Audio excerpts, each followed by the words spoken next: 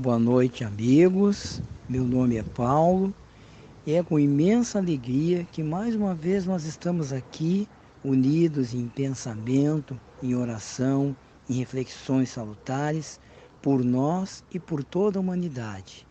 E hoje nós vamos refletir sobre o capítulo 17 do nosso Evangelho, cujo título é Sede Perfeitos. Capítulo este que tem para que nós reflitamos os seguintes itens: caracteres da perfeição, o homem de bem, os bons espíritas, parábola do semeador e as instruções dos espíritos que nos falam sobre o dever, a virtude, os superiores e os inferiores, o homem no mundo, cuidar do corpo e do espírito. De minha parte, meus irmãos, eu vou refletir de forma mais específica sobre o primeiro item do capítulo, caracteres da perfeição, onde o Cristo, como já o fizera no capítulo 12, enfatizando o amor aos inimigos, nos fala novamente sobre o principal objetivo e a principal característica da perfeição moral, da perfeição espiritual que todos nós precisamos, que é justamente o que ele diz aqui: amai os vossos inimigos, fazei o bem àqueles que vos odeiam, e orai por aqueles que vos perseguem e vos caluniam. Porque se não amardes, senão aqueles que vos amam, que recompensa disso tereis? Os publicanos não o fazem também? E se vós não saudardes, senão vossos irmãos, o que fazeis nisso mais do que os outros? Os pagãos não o fazem também? Sede, pois, vós outros perfeitos, como vosso Pai Celestial é perfeito. Evangelho de Mateus, capítulo 5, versículos 44, 46, 47 e 48. Meus irmãos, vejam que bela e importante reflexão o Nazareno nos convida a fazer com essa condição do amor aos inimigos. O próprio Cristo já dissera anteriormente que os seus discípulos vieram para fazer a diferença, ou seja, nos convidando a sair da nossa zona de conforto, de poder encaminhar os sentimentos bons apenas àqueles com os quais nós temos afinidade e relegar, de uma certa forma, aqueles outros amigos, aqueles outros espíritos que conosco não têm um trânsito de relacionamento muito positivo. Justamente isso é que é a característica maior da perfeição, que todos nós estamos fadados, a perfeição relativa, como seres perfectíveis que somos, já que somos criaturas do Pai.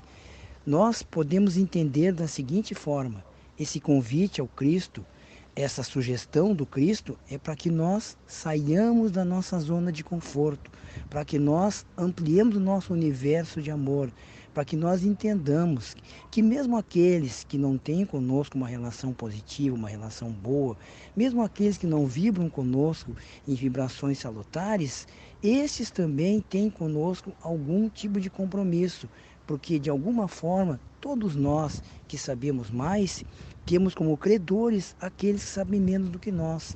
E a doutrina espírita, meus irmãos, nos facilita tanto esse conhecimento, nos coloca tantas coisas boas para que nós aprendamos, e nós muitas vezes deixamos de lado e acabamos fazendo o que nós fazemos já há muitas e muitas encarnações, o mesmo de sempre, amando aquele que nos ama e deixando de lado aqueles com os quais nós não temos afinidade. Então, a principal característica, o principal ensinamento que nós podemos tirar deste item é justamente esse. O que o Cristo está nos pedindo quando ele diz para que nós sejamos perfeitos como nosso Pai Celestial é perfeito? Ora, com a perfeição que nos é possível aqui na Terra, nós podemos nos aproximar e muito da perfeição do Pai, do seu amor, da sua justiça e da sua misericórdia.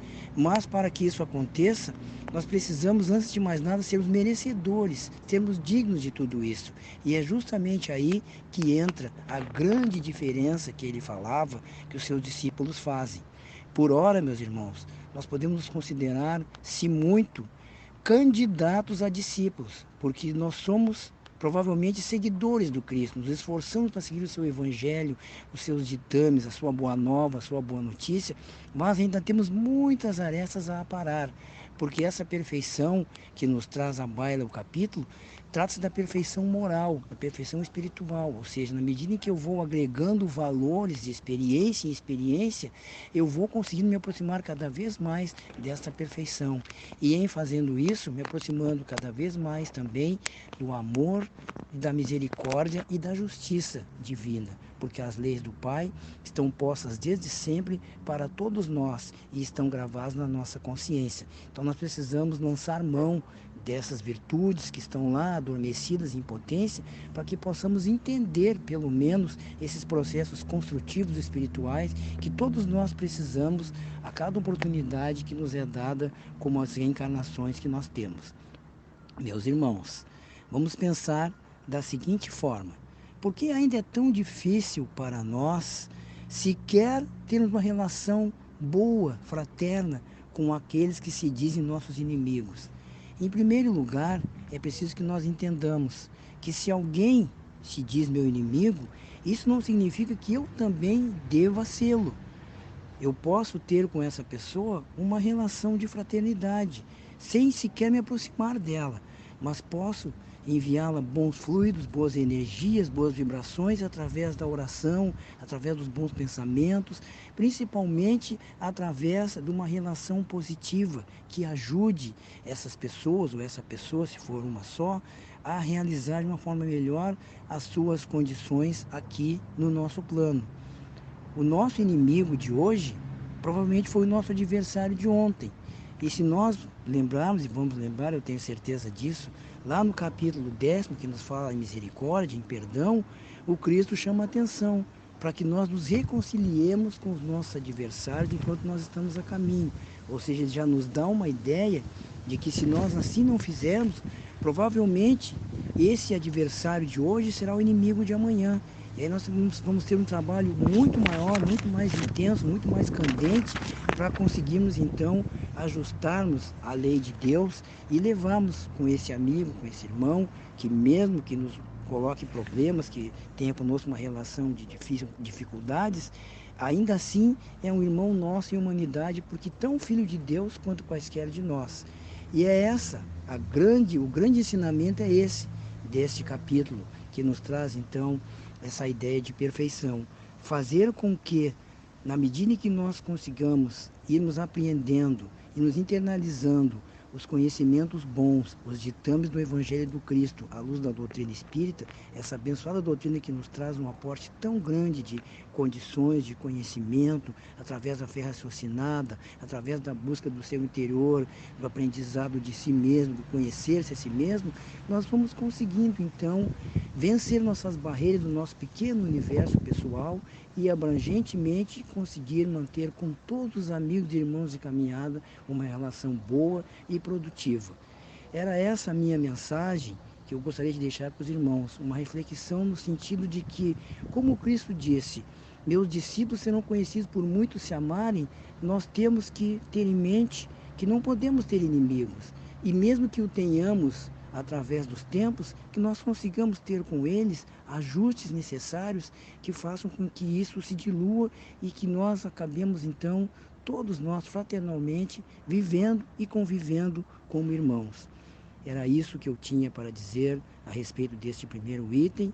Desejo a todos uma ótima noite, uma excelente semana e que Deus acompanhe e esteja sempre conosco, hoje e sempre. Que assim seja.